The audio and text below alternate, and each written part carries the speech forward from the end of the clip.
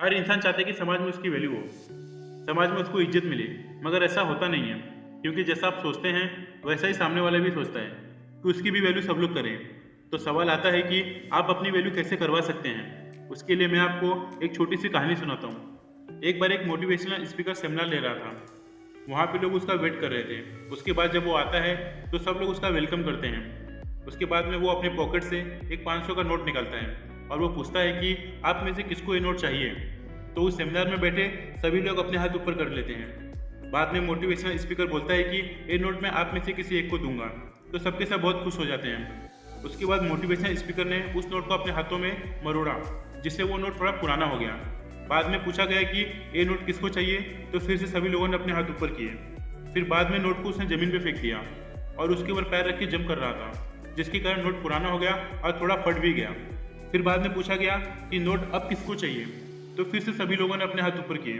तो motivation speaker कहता है, जब इस कागज की वैल्यू कम नहीं हो रही है इतना कुछ करने के बाद में, तो आप तो इंसान हो, फिर आपकी वैल्यू कैसे कम हो सकती है। आप क्या कुछ नहीं कर सकते हो और लोगों से अपनी कितनी वैल्यू करवा सकते हो। बस आपको अपनी वैल्यू करवाने आना चाहिए। अब हम जानेंगे कि आप लोगों के सामने अपनी वैल्यू किन तरीकों से करवा सकते हो। अपनी वैल्यू को बढ़ाने के लिए आपको सबसे पहले अपनी कम्युनिकेशन स्किल को इम्प्रूव करना चाहिए। क्योंकि जब आप किसी से बात करते हैं तो सामने वाले को नहीं लगना चाहिए कि वो किसी अनपढ़ से बात कर रहा है। उसको ऐसा महसूस होना चाहिए कि सामने वाले के पास नॉलेज है, तब कोई इंसान आपकी वैल्यू करेगा। इसके बाद में वैल्यू बढ़ाने के लिए जो दूसरी चीज़ है वो कि सारी बातें दूसरों को मत बताओ।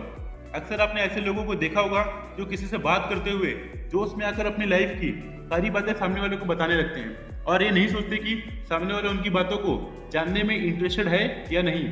वो सबका सब बता देते हैं। फिर ऐसे लोगों को एक समय के बाद में कोई इज्जत नहीं देता। इसलिए आपको अपना दुखड़ा सबके सामने नहीं रोना है। अपनी बातों को अपने पास ही सीमित रखना है, जिससे सामने वाला आपके बारे में जानने के लिए इच्छुक हो और वो आपको वैल्यू दे। तीसरी चीज़ है कि आप सबके लिए अवेलेबल मत रहो। अगर आप किसी को इतनी वैल्यू देते हो कि जब भी बोले आप रेडी हो जाते हो और जहाँ बोले आप चले जाते हो, तो आप समझ जाना कि आपकी वैल्यू धीरे धीरे कम हो रही है। इसलिए आप अपने आप को बिजी रखो, किसी को ज़्यादा टाइम मत दो।